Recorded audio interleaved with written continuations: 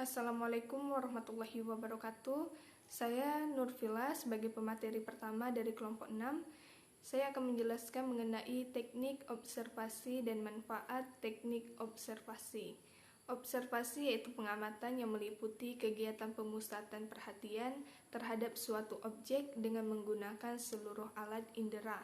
Menurut Lexi J. Malone, pemeran serta sebagai pengamat yang dimaksud adalah peneliti sebagai pengamat tidak sepenuhnya sebagai pemeran serta, tetapi masih melakukan fungsi pengamat. Keuntungan yang diperoleh dengan menggunakan teknik observasi yaitu pengalaman yang diperoleh secara mendalam, di mana peneliti bisa berhubungan langsung dengan subjek penelitian. Manfaat dari teknik observasi. Ada 3 manfaat dari teknik observasi, yaitu yang pertama, merupakan alat yang murah, mudah, dan langsung untuk mengadakan penelitian terhadap berbagai macam fenomena sosial. Kedua, para koresponden yang sangat sibuk pada umumnya tidak keberatan jika ia diamati. Yang ketiga, banyak peristiwa psikis penting yang tidak mungkin dapat diperoleh dengan cara menggunakan teknik kuesioner dan wawancara. Contohnya, kendala guru dalam menerapkan penilaian autentik di SD Kabupaten PD. Assalamualaikum warahmatullahi wabarakatuh. Nama saya Fitri Susanti. Saya pemateri yang selanjutnya yaitu jenis-jenis wawancara.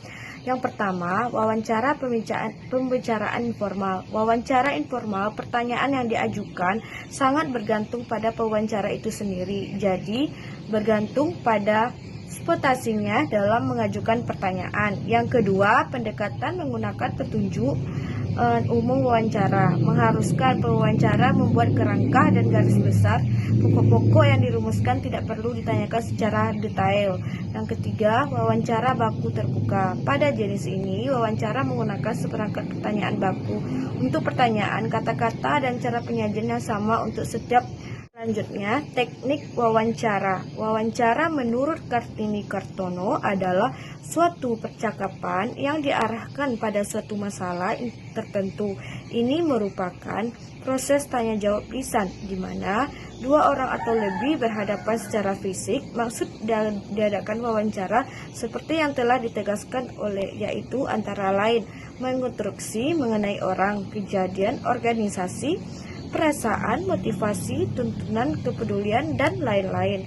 Cara pembagian jenis wawancara yang dikemukakan oleh Patton. Baik, masuk ke dalam materi selanjutnya mengenai teknik catat.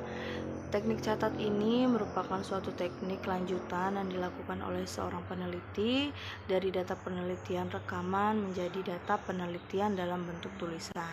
Ini dikemukakan oleh Mahsun tahun 2014 di halaman 93. Dan dalam penelitian ini, teknik catat atau transkripsi adalah merekam data lisan berupa wawancara antara si peneliti dan anak dari hasil rekaman yang diperoleh secara wawancara yang disampaikan peneliti dan anak menjadi data dalam bentuk tulisan yang kemudian dianalisis.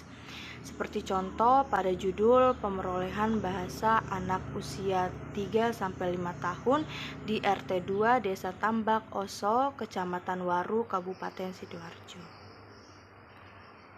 Saya Reginata Jenika MHB sebagai pemateri selanjutnya akan menjelaskan tentang teknik dokumentasi. Metode ini merupakan salah satu jenis metode yang sering digunakan dalam metodologi penelitian sosial. Berkaitan dengan teknik pengumpulan datanya, metode ini banyak digunakan dalam lingkup kajian sejarah. Namun, sekarang di studi dokumen banyak digunakan pada lapangan ilmu sosial lain dalam metodologi penelitiannya, karena sebagian besar fakta dan data sosial yang banyak tersimpan dalam bahan-bahan yang berbentuk dokumenter. Data dalam penelitian kualitatif sebagian besar diperoleh dari sumber manusia atau human resources melalui observasi dan wawancara. Akan tetapi, ada pula sumber bukan manusia atau non-human resources, di antaranya dokumen, foto, dan bahan statistik. Assalamualaikum warahmatullahi wabarakatuh. Baiklah, saya Selvi Misda akan menjelaskan mengenai teknik simak libat cakap. teknik simak libat cakap dalam kegiatan menyadap, seorang peneliti harus beradaptasi dalam pembicaraan dan menyimak pembicaraan, sehingga informan keikutsertaan peneliti bersifat fleksibel, yaitu seorang peneliti dapat bersifat aktif maupun reseptif. Dikatakan aktif apabila seorang peneliti aktif berbicara dalam proses dialog, sedangkan reseptif apabila seorang peneliti hanya mendengarkan apa yang dikatakan oleh informan. Kemudian teknik simak bebas cakap, yaitu teknik simak atau metode simak dilakukan dengan menyadap. Dalam penelitian ini termasuk teknik simak bebas cakap yang hanya berperan mengamati penggunaan bahasa oleh para informan.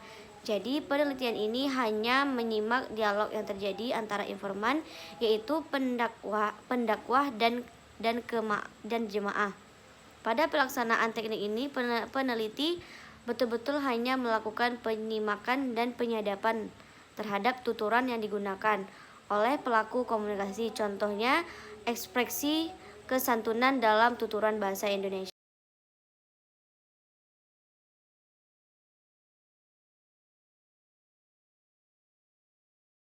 Baiklah, kesimpulan dari materi ini yaitu teknik pengumpulan data merupakan langkah yang paling utama dalam proses penelitian, karena tujuan utama dari penelitian adalah mendapatkan data. Kegiatan pengumpulan data pada prinsipnya merupakan kegiatan penggunaan metode dan instrumen yang telah ditentukan dan diuji validitasnya dan reliabilitasnya. Secara sederhana, pengumpulan data dapat diartikan sebagai proses atau kegiatan yang dilakukan peneliti untuk mengungkap atau menjaring berbagai fenomena informasi atau kondisi lokasi penelitian. Sekian dan terima kasih.